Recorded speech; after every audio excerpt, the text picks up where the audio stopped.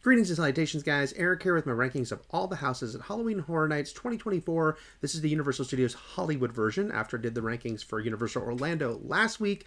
I love to go to both every year and to kind of see how they compare, but how they also go in very different directions. And I thought Hollywood, like Orlando, had a really great year. I thought all the houses were good, if not great. And that is saying something that I had such a good time because it was so freaking hot opening night. It was like 100 degrees. It was still 95 as we approached midnight. So it really says something that I still could have a really great time. But also I want to mention amazing compliments to everyone working there, especially the scare actors, because I cannot imagine being under makeup and prosthetics and having to do all these actions over and over again. And guess what? It's 100 degrees. So amazing work, everyone. But here are my rankings, and here's, what stood out the most amongst this group of 8 houses. Number 8 is Dead Exposure Death Valley, which is an original concept house. And though I'm putting it last, it was not a bad house at all. It was actually quite a fun one. It's a government lab. It's been overrun by zombies. Basically, the experiments they were doing in here has turned everyone into zombies. Although at the same time, there's this big thing about the fact that they were doing animal experimentation, and that's turned on them, and the animals have gotten loose, and there's some great moments with that as well. I really like that this house felt different than the norm for a couple of reasons. Just sort of, a lot of it had to do with the brightness of it, because it was these white hallways and just a very different vibe and look than you get in a lot of the darkly lit houses. And while, that doesn't make it scarier, it does make it different in a way that I thought really worked and worked with the story. There's very much kind of a 1980s, lab experiments gone wrong movie vibe to all this. I felt like this was a Reanimator nod here with the glowing green serum. I'm pretty sure I'd be correct about that. And yeah, enjoyed a lot of the visuals in this one. Look, they had a full-size vehicle, as I mentioned on my Orlando video. I love when they have full-size vehicles. And though while not very scary, it was one that had its own identity in a way that I really appreciated.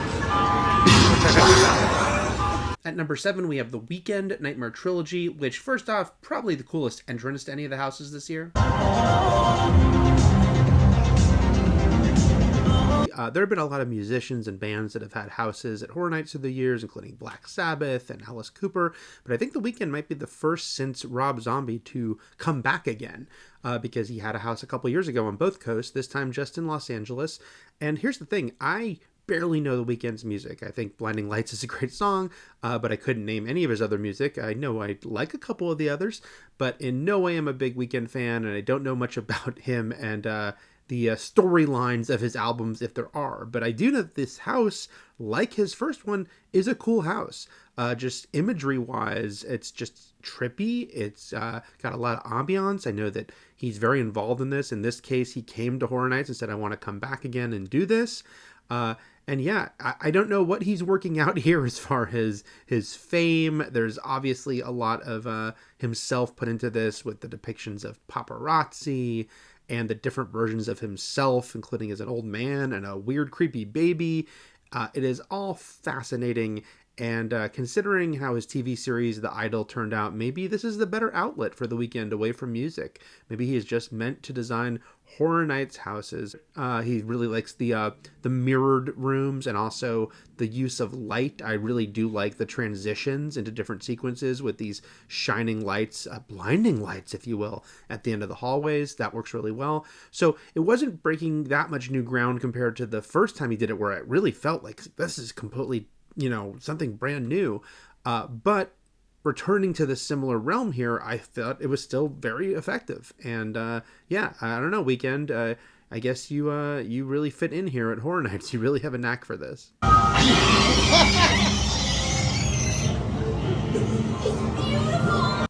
Oh, this buzzsaw gag here, by the way, this is a reuse of something that they built for the Freaky House a few years ago. I have no qualms about that. It's an awesome little gag here. Why not use it again, get more mileage out of it? At number 6, we have Monstros II, The Nightmares of Latin America. Sequels are always tricky, and that is the same at Horror Nights, though this is still a very cool house. It is not as great as last year's. I think I mentioned on the Orlando video how Monstros might have been my favorite house at Halloween Horror Nights in Hollywood last year. I'm really glad they're doing this follow-up. It is not quite the home run that it was last year, and yet there's still a lot to recommend here. Focuses on 3 different creatures. You kind of move between the 3 stories.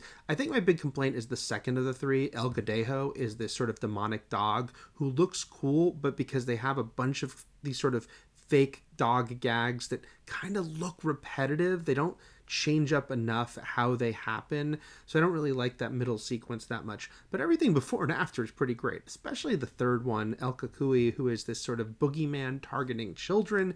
It is dark, it is creepy, and has a great gag with a scare from underneath a bed, a classic childhood fear that I've never seen done in this way in a Horror Nights house.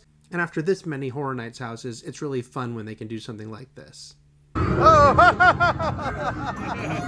that's cool. And I love Muerte, our guide who pops in and out. So yeah, not as strong as the first Monstros house, and yet still a really great, moody house in its own right. And I am glad that Monstros has become this ongoing franchise for Horror Nights. Number 5, we have Ghostbusters, Frozen Empire. This is where we're going to start to have a lot of the houses that were in both Orlando and Hollywood this year, and kind of seeing how they compare to each other. And look, I mean, this is a really cool house in and of itself. Not temperature-wise, by the way, because in the middle of that heat wave, Frozen title be damned, it was blazing hot in this house opening night. But it is a very cool house as far as the design of it. It is interesting because so often with the houses in Orlando and Hollywood, they're very different even when they're based on the same IP, which this year was the case with stuff like A Quiet Place we'll get to. But with Ghostbusters Frozen Empire, a lot of the layout was very similar, but I do think the one in Orlando was the more impressive one, just as far as the scope and the scale of it, but also the fact that they actually made it creepier and scarier, which is funny because you wouldn't expect that going in, but they kind of surprised me with that. This one, though, is more kind of keeping a lighthearted tone, which is fine. It's Ghostbusters, but it didn't have quite the oomph as far as seeing all these things. It still looked really good, and it still was entertaining to see all these moments recreated, just not quite as impactful. But there were a couple things I liked about this house that they didn't do in Orlando. First of all, it just continues story-wise. It goes past the point that the Orlando one ends, and there was a couple extra scenes I thought were really good. And there's just little touches I thought that they did very well. First of all, I spotted Vigo this time. He's in the Orlando house. It's just that you can miss him if you're not timing it right, and here he's impossible to miss. And there was a couple little extra things I think they threw in as far as some of the ghosts and some of the familiar sights from the other movies. At least they were more prominent here. Still, though, once again, I would say this is taking a very whatever movie and making it into a much more entertaining experience as a Horror Nights house. Number 4 is the Texas Chainsaw Massacre, The Legacy of Leatherface. I was curious about this one because they've done Chainsaw Massacre so many times, primarily basing it on the original movie, but this one is a sort of 50th anniversary celebration, and notably, they had access to every iteration of Leatherface from all the movies. This is special because a lot of times with Horror Nights, if they have the rights to do a movie in a long-running franchise, it's only one movie. It's just the way the rights work a lot of times. You can't just license them all together.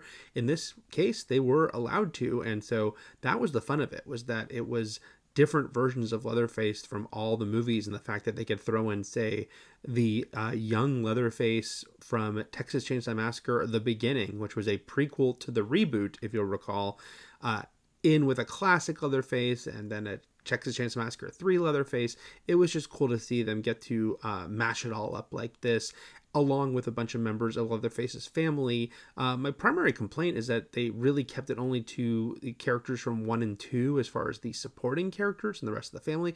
Come on, get Matthew McConaughey in there from Chainsaw Massacre: The Next Generation. This is probably your one chance to do it. I don't know, maybe they didn't have the rights to those characters, but it would have been cool if they could have spread it out more on that front. But I still loved seeing the hitchhiker and the cook and Chop Top from Chainsaw Massacre 2.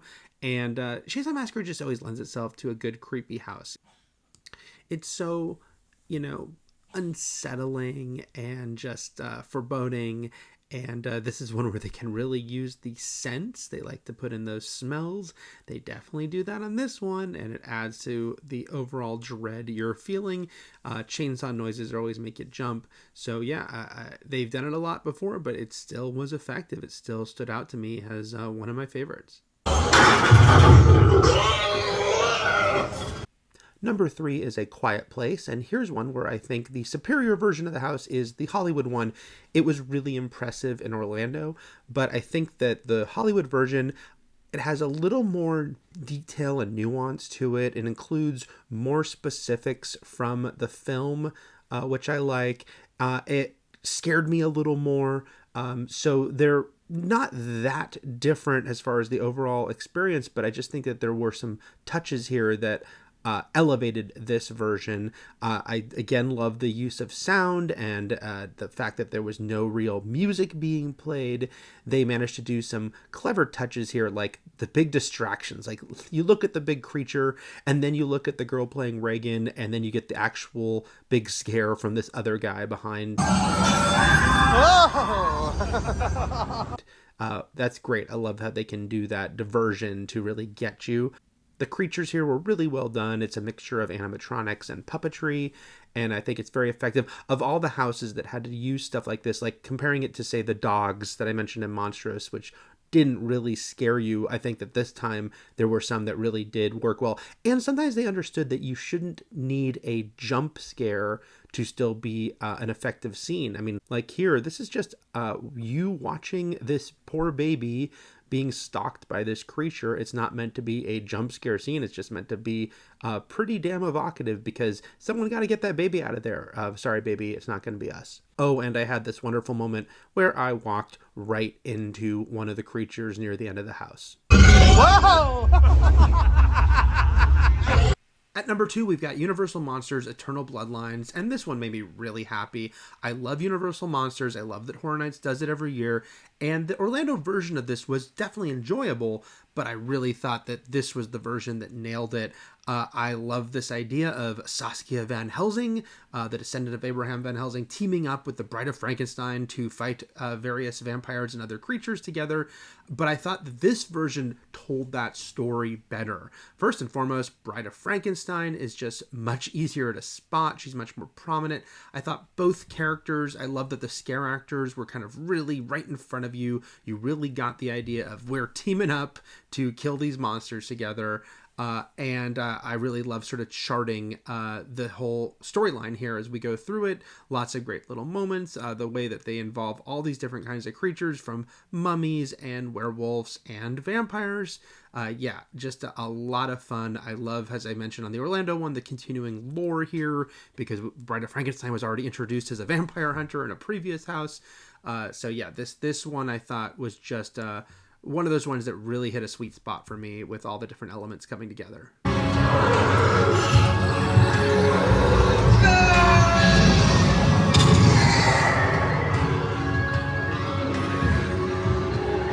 And number 1 is Insidious The Further, which if you watch my Orlando video, you know was the same thing I chose there too. Yeah, it's just a great house on both coasts. And they're very different. I love that they have these differences.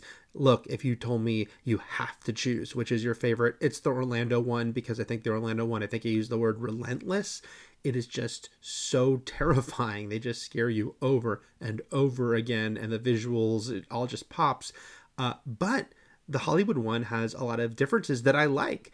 It is not as scary. It is scary though, just not as scary. But I think that when it comes to including elements from the entire series and the 5 movies, the Hollywood one does have some moments that I think were great, as far as a little more specific, a little more like, oh yeah, I remember that from that movie.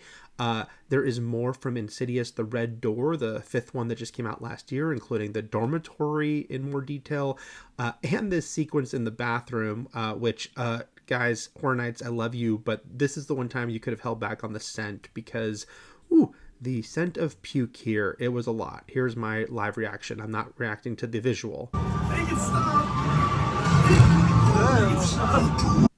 So yeah, don't need the puke smell, but this was still a great house. There's something about the Insidious characters I realized. Again, I'm not a huge fan of these movies, but there's something about the design of these creatures and all the different sort of scary recurring characters. It works really well in Horror Nights. They seem ready-made for Horror Nights, and this, after all the different times they've done Insidious, this is really the greatest example. I don't know how they would top it if they ever did this franchise again.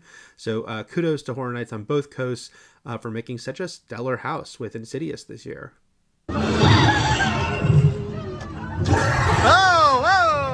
So there you have it. Those are my rankings for all of the houses at HHN Hollywood 2024.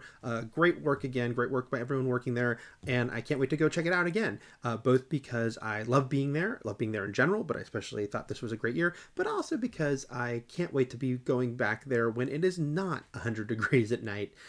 Probably enjoy it even more. That's what I'm guessing. All right, guys. Thanks. Take care. If you can like and subscribe, it'd be much appreciated.